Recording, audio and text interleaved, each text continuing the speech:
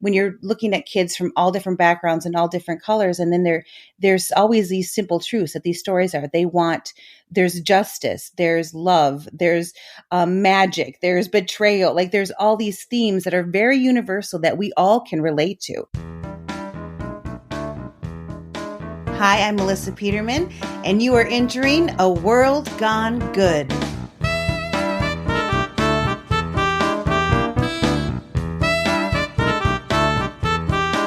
Well, hello, my name's Steve, and this is World Gone Good, the podcast where we look for the light and sometimes we shine the light into the darkness to discover there's still good and lots of it happening in this shared world of ours. Speaking of our shared world, we continue to invite you to share our good podcast with your friends on social media. Subscribe on whatever pod platform you listen in on.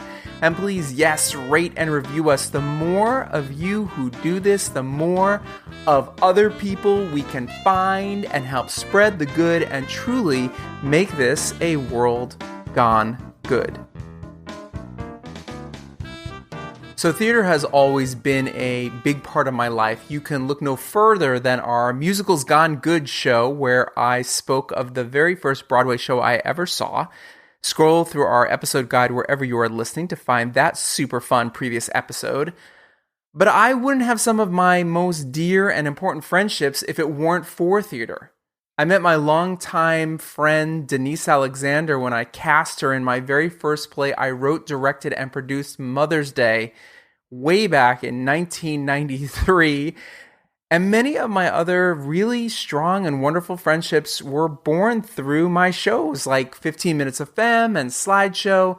In fact, I wouldn't have gotten my first big break if it wasn't for a one-act play festival where one of my short plays I wrote was seen by some folks at Warner Brothers, who then called me up and said, "Hey, we want to meet with you."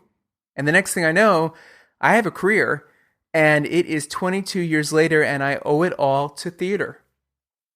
I love theater because it's live and it's happening in that very moment. And that moment is being collectively shared by the people on the stage and the people in the audience. There are times that are just absolute magic. And someone who definitely understands the absolute magic of theater is another longtime friend of mine, Melissa Peterman. You may know Melissa from her roles as Barbara Jean on Reba or Bonnie on Baby Daddy, or her own series she produced and starred in called Working Class, or any of the game shows she's been a guest on and kicked ass on, or maybe the Food Network, or perhaps you saw her at the Hollywood Bowl. She hosts the Sound of Music sing-along every year, or you know what? You might have gone all the way back to her very first role as hooker number 2 in the Academy Award-winning Fargo. Melissa and I met 20 years ago, and she is as shiny now as she was back then, maybe even shinier. She joins me today to talk the good of her favorite organization, the Unusual Suspects Theater Company. Melissa Peterman is with me, and I am going to ask her the very first question. It's a very, very difficult question. Melissa Peterman, do you remember how we met? We met shooting promos for the Reba TV show. You're amazing. And do you remember how amazing you were? Pat yourself on the back.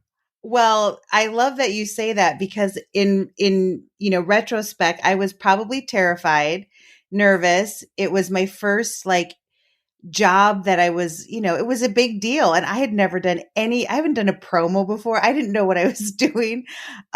So I appreciate that because I just went in there and had a great time, and I was so happy to be there and excited. And yeah, it was so much fun. Was this the one was there a trampoline involved in this one? Was there jumping? I think that was a future one. This one was more of it was right at Christmas time. I know what it was, yes. And it was more of a glamour shot kind of one. Mm-hmm. And the great two things about you was I was allowed to direct the shows that I did. So I did Reba and For Your Love, I think, and one other, I can't remember what it was called. But for yours, so many of the people who came out didn't know what to do or didn't want to be there. You just came out, and I didn't even say action. At one point I was like, or start, or 3, 2, 1. You were just going, and I turned to the AD. I go, we're filming her, right? And they're like, yeah. And we filmed you for I swear to God, 7 minutes. There were props and things. There might have been a beach ball or something. I don't remember. Yes. You were throwing shit around. You were winking and saying, and you're like, what am I doing? And you're like talking and stuff. And then I go, and cut. And you're like, is that it? Did we do it? And I'm like, and do you remember what I said to you? I came up to you and I said, you need to give a class because that was gold. How to do promos. Yes. It's that thing where, I think I've just been doing that my whole life and there just wasn't a camera there. So finally I got a camera to do that. Well, thank you. I appreciate that because you're so good at putting them together. So I don't know. Maybe it's the improv thing. Maybe it's that just so grateful to like get to do what I love. And, and when people and we've talked about this before that, in the business, doing promotions and like getting to promote your show when they're spending time and money to promote a project that you're on, you should be so excited to be there. So I don't understand people who would ever like, I got to go do promos. I'm like, you get to go do promos because you're on a TV show, something you've dreamt about your entire life. Yes. Yeah. Yes. The other thing you did that was absolute gold is we had about 100 plus affiliates. And what we did was, you always started at the top. And like you just said, we'd have certain people sit in a chair and they'll be like, I'll do 10 of these. And so we'd get the big ones done, New York, Los Angeles, Chicago. But what I started doing is I put people's hometown or as close to as possible as the very first one. And what would happen is somebody would sit in the chair and go, you're watching WB45, Tallahassee, Florida. Oh my God, I'm from Tallahassee. Did you know that? And then me behind the camera, I'd go, you are? I didn't know that. And then they'd loosen up. So You're a genius. I tried to pull this with you. And yours was, where are you from in Minnesota? Well, Minneapolis probably was the affiliate, but maybe it was, I was in the suburbs of Minneapolis, St. Paul. It came up on the prompter and you delivered it like gold, right to camera. And then you look right past camera and you go, you knew I was from there. That's why you did that, right? And you were the only person and we all started laughing. And I said, Melissa, you are just a joy because you're the only person who's ever gotten it. Well, I'm impressed that I did because that's such a genius move, Steve. Like, because it makes people feel connected and loosened up. And also they realize that what they're talking to is they're talking to, when you realize I'm telling my friends and family, like, you guys tune in, I'm watching this, I'm on this show. Then it feels like, oh, I should do this for all over the world, all over the country. Why, Right. Do it. And it is, as long as you keep it fun. Now we had a rule, you and I, for a while there, that whatever show you were on, I got to do the promos for. And you put them together brilliantly. And it was always so funny every time how that worked out because we were not connected in any other way other than just sort of randomly Reba and of course Baby Daddy. But you've done so many different things. You did your own series, Working Class. Do you have a favorite? Or is it like a kid? Well, you only have one kid, so obviously you have a favorite. So I have a favorite. No, do I have a favorite show I worked on? Is that the question? A favorite character you played? I think that there's a little bit of me in each character that I do. And some of them are the me that I don't often get to express. So sometimes that's super fun. Like I thought with Bonnie and Baby Daddy is like, there's things that are similar. Like she's a mama bear and she's maybe got no boundaries sometimes, but I would never have the confidence that woman had to walk into a room. She's like 40 plus, she has baggage. She's, she walked into every room. Like, why wouldn't everyone want to talk to me? I'm Bonnie Wheeler. And I loved that part about her. That was so much fun to get to do because what I loved about just that character in general, she was a woman of, she was older. I wasn't like the 20 something, of the show, but she had more confidence and she was, out there dating. And like, I love that Dan, made, she was a force of nature. And a lot of times those characters are just like the mom role. And she was more than that. And I just liked that it was a woman who was not the ingenue and who had she had balls, like she was ballsy and like she just walked into a room and I love that. And then for Barbara Jean, I think that's just such a beloved thing because there's just so many things tied up in that memory of that show, which is the friendships, the things that we all went through during that. I had my baby during that show, Joanna, like we all like were having really big milestones in our lives during, for me, the first time on a series. So there's so many special things wrapped up in that character. And I love that character too, because, you know, as simple as she sometimes seems, she was very complex. And I love that I always was very careful, as were the writers, and that I didn't want people to hate her. I wanted to hate that they loved her so much, because she came with what I wish that I had more of in my character of Barbara Jean is she expects the best from people all the time. She walks into a room and is like, well, why wouldn't they wouldn't be lying to me. They wouldn't be tricking me. She's the epitome of maybe world gone good. She expects everyone to be good and why wouldn't they want to be my friend? Why wouldn't they want the best for me? So when they aren't, it's so disappointing to her. And it's just, I like that part about her. She was interesting too, because she was such a warm, caring, loving person who, in the very pilot episode, breaks up a marriage. Yeah. Mm-hmm. Yeah. So and which is one of my favorite, which was probably the line in the audition, like that I just felt like I wanted to do it so bad. It was a conversation with Reba, because there's this woman who's so warm, and she's you know, she's going to church every Sunday, and yet she's the one who breaks up a marriage. And there was that line that Reba says, so when you go to church, Barbara Jean, do you sit in a regular pew, or is there a section for adulterers? And in that audition, I improvised sort of a line like, well, actually, I sit with the choir because I sing. Like that. Reba's completely serious. Yeah. And like that I would take it like it's a serious question. Like, you know, that she didn't assume that was a completely insulting, trying to cut her down and make her feel bad. In Barbara Jean's, that's just a sincere question that she's answering. So I just remember, like, that's how you got to play it. Like, you have to play that she is sincere about it, and she does feel bad, but she's like, but she doesn't understand why wouldn't we be best friends? We have so much in common, like your husband. Like your husband's DNA. Your husband's DNA, yes.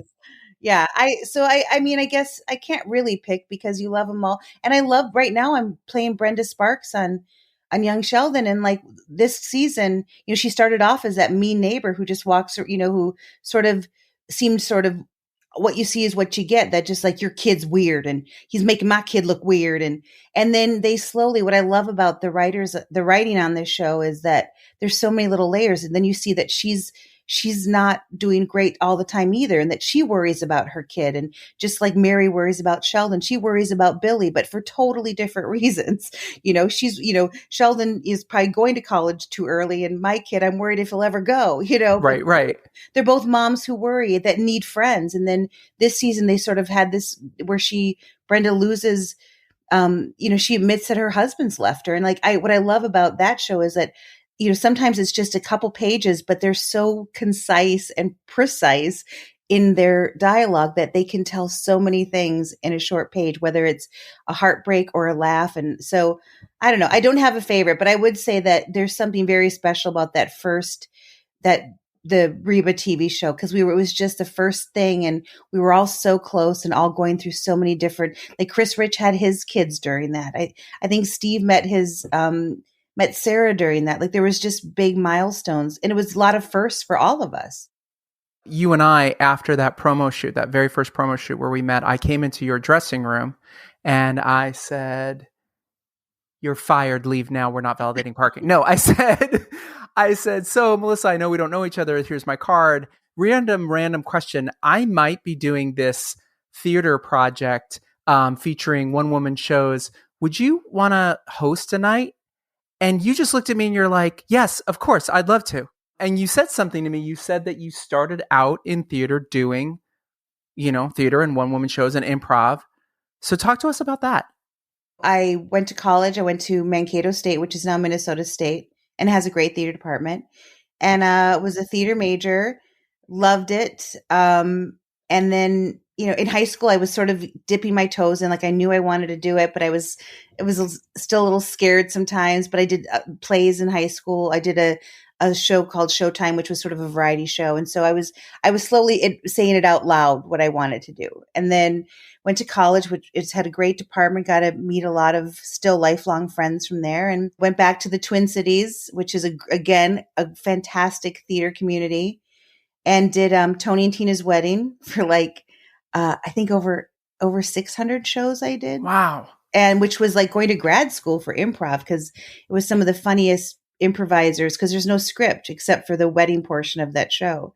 So you're improvising every night and every night's different. And so for me, working with some of the funniest, most talented people, including my now husband, John Brady, that it was just, it was awesome for me just every night to work with these people and just, I felt like learn from them. And then I went to Brave New Workshop, Dudley Riggs, which is basically the second city of Minneapolis, where it's you're writing 5 shows a year and then you're improvising every night after the shows. That Reba TV show was all from coming to LA and doing a showcase like you were going to put on for women at the HBO workspace. So my improv group had come to LA to do a showcase, and I got seen by some people that wanted to take meetings. And Greg Orson, I believe, was Greg Orson brought me in from that for something else, and it wasn't the right part for me. But he said, I don't know have the part yet, but I know I'm going to keep thinking of you. And then he brought me in to read for Barbara Jean. Oh, there's the dogs. So I have such a big, I love live theater. I still want to do more of it. And so when you told me that you wanted to give a platform for like, women to like showcase their talents and be seen, I'm like, yes, we need to do that because does it matter if my dogs are barking? Bark away. Okay. Because I know for a fact that my first, that break, that Reba TV show came from somebody seeing me, the right person seeing you in a room like that. And so I was so excited that you were doing this. And I was like, yes, please. And there's nothing like being in a live event or a live theater or any of that. So yeah, that was a long answer, but it's very important for people to be seen. And still right now, that's how people get seen. They're doing showcases. They're doing one-woman shows. Like and you're all doing it hoping that so-and-so's in the audience. And by the way, if you look back at all the women that did your show, half of them you see on TV now, right? It's unreal at times. I'm so proud of all of them. It all started because so many people said to me, will you put up my show? Will you put up my show? Will you put up my show? And I was like, oh my God, this is exhausting. I can't put up 30, 40 shows. And as a joke, I said, well, I'll just put all of you up. And then all of a sudden I was like, wait a minute. What if I did put all of you up? Like, wait a minute. Well, that leads to where we're going because the Unusual Suspects. Yes. I want to say they're more than a theater company. They're like a community. It's like the theater is almost like just the medium for all the other things that it does. Yeah. The Unusual Suspects Theater Company, it's a nonprofit organization. I've been involved for like 15 years, but I've been a board member for almost 4. And it brings the arts education to kids at risk. And we go into schools that, don't have that access. We've gone into juvenile detention centers, and it's basically giving people a safe place to write, to create, perform original works that it's their voice.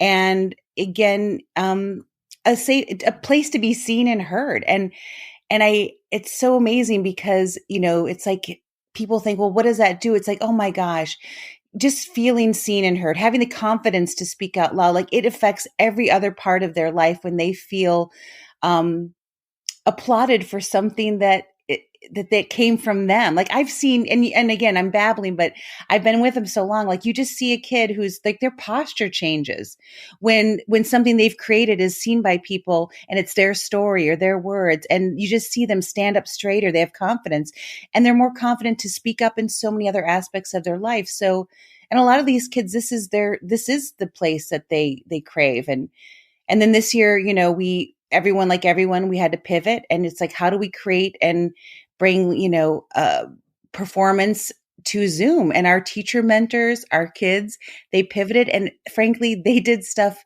far more creatively than I could. They did stuff they could not have done live. I mean, of course, we're excited to be back in the schools, but they were creating graphics, making they did soundtracks, art stuff, like when they were performing their plays. So. Did I explain it right? Go to the website, go to unusualsuspects.org. But the mission is to really bring arts education to kids at risk. And it's fabulous. I love them. Do you see your own childhood self when you're involved with an organization like this? Yes. And, I see myself and I think, okay, so I had support. I had parents that were, could put me in theater or give me these things. And so how lucky I was. But even then, until I found that place and found my tribe or my people, like it just was, you felt sort of alone, and you feel safer when you find your people or you have that place to express yourself. So I look at myself as a kid and going, I had lots of things going for me. And a lot of our kids in our programs maybe don't have the access to it. They don't have their parents maybe don't have the time or the ability to get them to these things. So it's like, and then, so when you can give it to them and you see them going, oh, I see you, I can see you, I reminded of myself because I can just see your face going, I found my people. And it doesn't matter if they're going to go on to become working in this business or not, because that experience will go into everything else that they do. Like, it's not about creating necessarily performers. It's about giving them confidence and, just a safe space, really. So yeah, I definitely. And then, I zoomed in and would pop into a lot of the plays, and you see these kids, and we go anywhere from like middle school to high schools, and just, I get inspired. And like, there's days where obviously 2020 and now things are getting better, but 2020 was a shitstorm. Mm-hmm. And, I would feel in just why I have the luxury to, I'm safe. We have enough to survive, and you still feel crappy. And then I would turn on, I'd pop in and see, Edison Middle School, one of their performances, and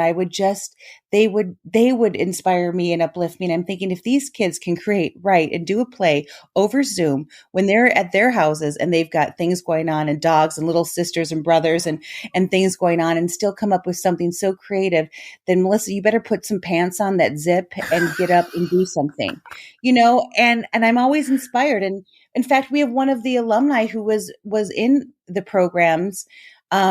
He's on our board now, and he's phenomenal. And we were able to do stuff during the pandemic that we couldn't have doing. We did, different, obviously, the beginning was a little tough, but like I was saying, like by the end of it, some of these performances, we had one of the kids who probably because of the pandemic, who wouldn't have been able to participate because she was fighting cancer, but because it was Zoom, we could go to her. She could be with us anywhere.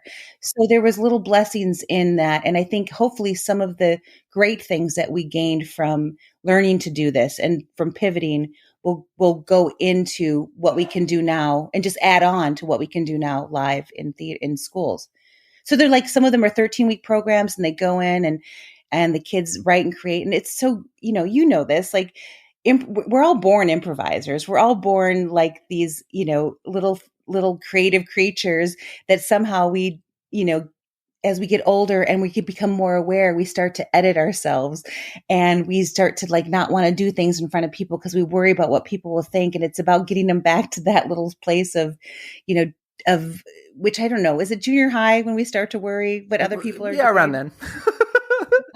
But it just watching them break down, and kids who never would have maybe hung out together, get to hang out together. And a lot of the alumni that have done, programs every year, like I see them, they're like best friends. I'm babbling. No, you're not babbling at all. You're speaking gold. And on that note, I have a question for you that may be a difficult question, maybe a question you're going to say, I don't know if I want to answer that, but I think you will. Okay. You're a white lady with blonde hair from Minnesota. Mm-hmm. Many of the students you're working with are brown, black, all over the colored spectrum of skin tones and diverse backgrounds. How does theater create a balancing act between those two things? And how do you relate when you're this much older, with all due respect, big birthday coming? Right. I'm a really old white lady. Well, I'm a really old white man, so who cares? You know what it is? Because I think that ultimately in this world where we are all much more aware of the diversity around us in a wonderful way, in a good way, which was long overdue and still has a long way to go. There are some things, simple things that connect all of us, and it's telling a story. It is emotions. Like when someone's telling you a story and we all are feeling something because of the words that this person is telling you, we're all feeling it. when they can get a response from people, um, from all ages, all colors. When someone's story gets you, it gets you, and it doesn't matter. And I think that's one of the great, I don't know, things that we all can understand.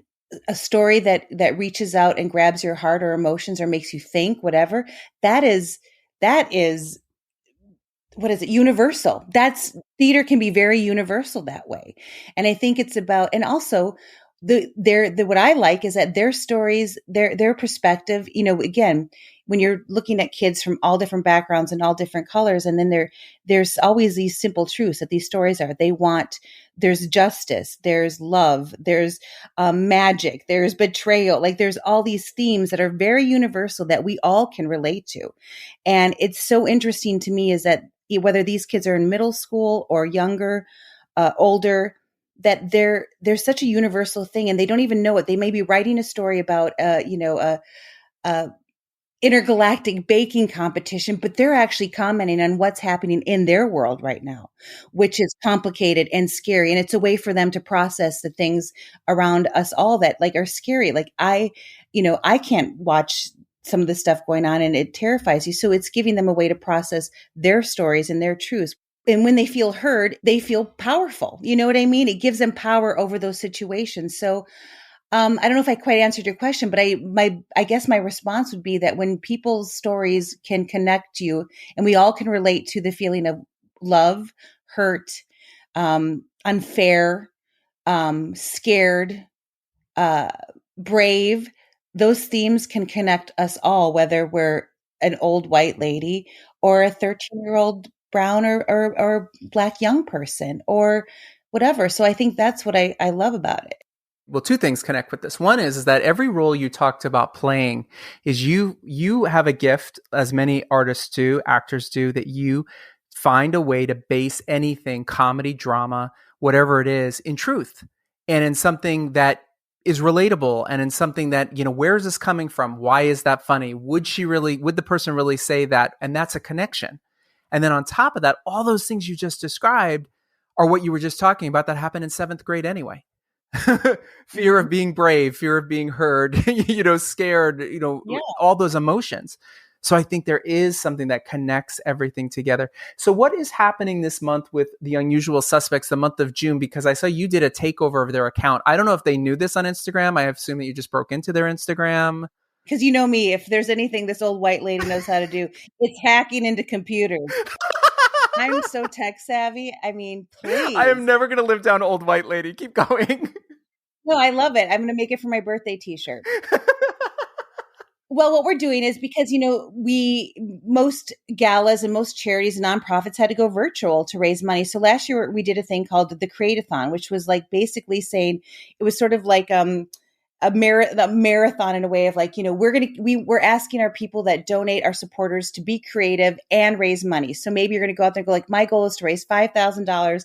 And when I do, I'm going to reenact one of the kids' plays with my good friend who's a Broadway actor. And I'm going to put it on, I'll put it out there into the world, or I'm going to write a story. It's about basically being creative and raising money. So your goal is to, if my goal is $10,000 at the end of the goal, I want to get, maybe me and Reba to do one of the scenes from one of the kids' plays. So it's trying to make sort of fundraising fun and interesting. And because we ask these kids all the time to go outside of their comfort zone, sometimes we're asking our board members, our sponsors, our donors to maybe get a little creative and maybe they're going to sing a song, do a puppet show and raise money. So basically we're like, give us money. We'll show you how creative we are. And we each have our own pages. And mine is, my goal is 5,000, but I kind of undercut it. I really want to raise 1 million, but I always like do less because then I think I can be excited when I get like 10 times more. So it started June 1st and then also we have like raffles, like people who raise the most in 1 week, we have great raffle items and prizes. I know I've donated a giant Patron package with some tequila and some, I don't know if I can say it yet, but I'm gonna, because I donated seats. We got seats from the Fantastic Hollywood Bowl for Sound of Music Sing Along, which is back and we call them our creator raisers. You can go to www.theunusualsuspects.org And you can click on our Create-a-thon and you can find out our board members. You can join my team if you want to create with me. And then on June 30th, I think is going to be, we'll have a live virtual thing to show our progress. We got to raise money and we're trying to make it fun, funny, and creative. So if you want a great place to donate, go to The Unusual Suspects because they're fantastic. And it's tax deductible. Yes. Before we wrap up, I have a couple of quick things to say. First of all, you are also, in your history of being Melissa Peterman, I don't know how this works, so I want to get it right. You're not the worst cook in America. You're not I didn't understand, because if you think about it, I guess the worst cook in America is Perez Hilton, but he won, so then he's not the worst. So you were second place. Does that make you not? Well, I don't know, but I was robbed. You totally were robbed. And I would say this to him too. I joke with him. I was robbed. Well, here's the deal. I think of it as that I'm the person, because I love Food Network. I'm obsessed. I watch it on the time. I love everything about it. But I'm the person that watches it and it inspires me. So here's the deal. I wasn't like, oh, I don't know how to crack an egg. It was more like, I'm a pretty okay cook, but there's a lot of stuff I don't know. And what I loved about the show was I did learn a lot of stuff I did not know. And, I think like a lot of people, you get stuck in like, here's the things I make. I make this, I make that, and that's what I know I'm good at. And what I loved about what I needed, it was a kick in the pants to like go, Steve, I'd never had red wine vinegar in my cupboard. I have it. But I'm gay. I'm gay, so I have every vinegar. Go ahead. I'm just saying, like, stuff like that. Of like, why didn't I have that? I love cilantro and lime and that and mixed in there. So it's sort of, I feel like I was repping all the people that watch Food Network on their couch all day long and then order out. But I was like, I want to be that person that's the fan that goes in there and is like, I want to be better. I want to know how to do this. So it gave me confidence. I won't lie. I came home. I bought way better knives. I got like little, like more cutting. I bought stuff that I didn't have because I think it's so funny. I don't know about anyone else out there, but I laugh like, I'll go buy, new shoes and weird stuff like that. And then I look and go like, I have really shitty pans and a horrible hair dryer. Like it's stuff like this where you're like, why have I had pans for 30 years? Like, why do I have a cookie sheet that literally looks like a charred chalkboard? I could get a new cookie sheet. Why don't I have oven mitts? Like, why am I constantly burning myself using a dish towel? I was about to say, how are you getting things out of the oven? Like, it was stuff like that where I'm like, you know what? I need to invest in some of those things to become a better cook. So I don't know. I'm not the worst. That's what I'll tell you. And on that note, before we wrap up here, my childhood teenage crush was Valerie Bertinelli, who is one of your friends. Yes. I don't ask a lot of you, okay, but it wouldn't kill you someday to just surprise me with like, oh, Steve, here I am stopping by with my dear friend Valerie Bertinelli. You're far away. Like, I mean, I could do a video. Would a video help? No, I kind of feel like I have to touch your hair. It smells like lemons. Oh, God, that is what I imagined it smelled like. She's phenomenal. She's a great cook. She's beautiful. Looks amazing. She's beautiful. By the way, get in line. My husband, same way. Like, it's great. I told you this. It was Valerie Bertinelli and Dolly Parton. Both times. One was on the Reba show. One was because she filmed next door to us on Baby Daddy. Right. She taught in Cleveland. And she was in my dressing room. And I called John. I'm like, oh my gosh, you're never gonna believe it. Like Valerie's hanging out in my dressing room after a taping. And like, she's here. And she's drinking some wine in my dressing room. I swear to God, he was over in like 20 minutes. I was going to say, how quickly did he drive over? And I was like, you never, ever come over. And it's because one day at a time. Oh, yeah. I mean, and she still looks, she's just beautiful. And she cooks food for you. There's nothing wrong with this beautiful face bringing you food. Like she's all the good things. Do you think I could just edit this so that the whole show is about Valerie Bertinelli and it won't be scary? No, it won't be scary at all. I'll see what I can do about you meeting her someday. Okay, I appreciate that. We end this show with 3 questions. Super easy questions. You know the answers. Don't panic. Question number 1, where do people find you online to follow you? Melissa Peterman on Instagram. Follow the Blonde on Twitter, although I'm not on Twitter as much as I used to be. And I'm going to try to figure out TikTok. I think I'm on there. I haven't posted anything, but Instagram is usually the one. Melissa Peterman. You can find me there. And where do people find the Unusual Suspects? Then theunusualsuspects.org. And you'll get all your info there. You'll find out what the amazing things that they do. You can find about the Create-a-thon. You can find my donation page if you want to donate. Everything counts, and it's wonderful and appreciated. And yeah, that's where you got it. Oh, and you can follow US Theater Co. on Instagram. US Theater Co. on Instagram. Great. 2 final questions. They can go back to anything that we've already talked about or whatever hits you. Melissa Peterman, who inspires you? Oh, the kids of The Unusual Suspects. They do. They really do.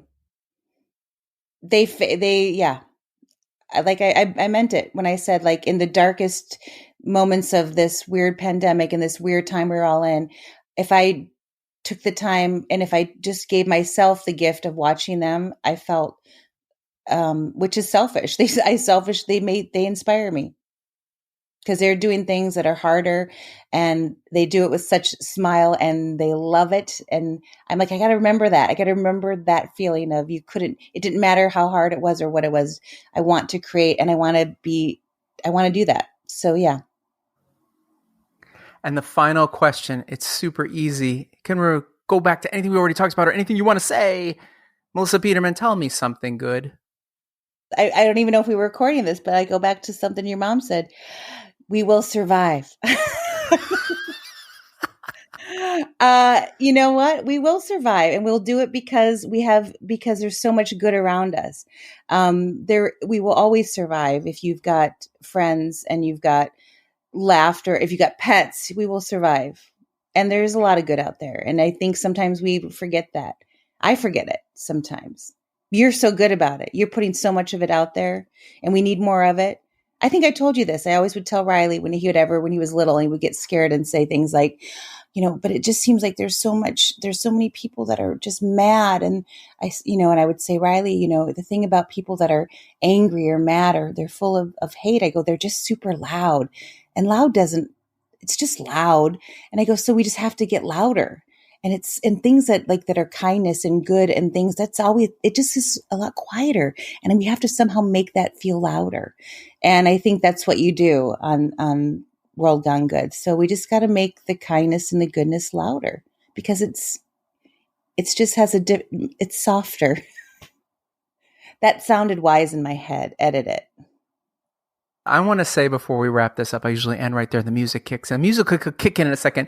I want to thank you for always saying yes to me.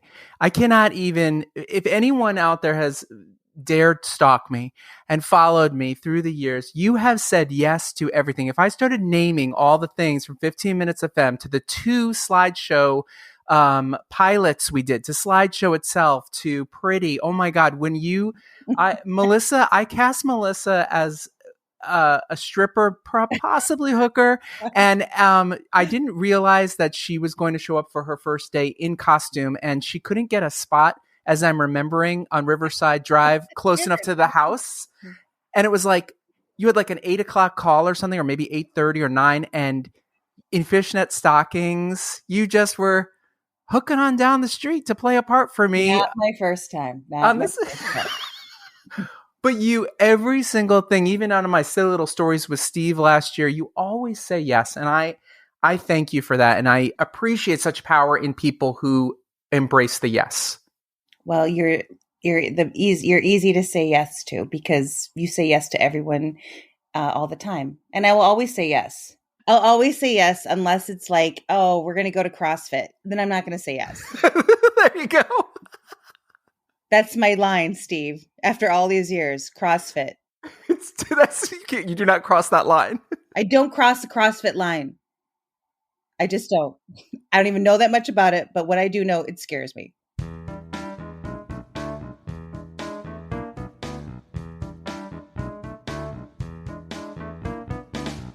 Thank you, Melissa, for sharing your good. Visit theunusualsuspects.org to support this oh-so-good organization. June is their fundraising month for the entire coming year. Get out there, help them spread the good, make some good yourself. next time on World Gone Good. Your food is traveling on average 1,500 miles from where it's grown or manufactured, and I say manufactured on purpose, to your plate. That is an environmental problem. Greg Peterson, better known as Farmer Greg, lives and curates the Urban Farm in Phoenix, Arizona. Whether you live in a tiny studio apartment or a palatial mansion, whatever size space you have to work with, he is the go-to for starting, growing, and maintaining your own source of food.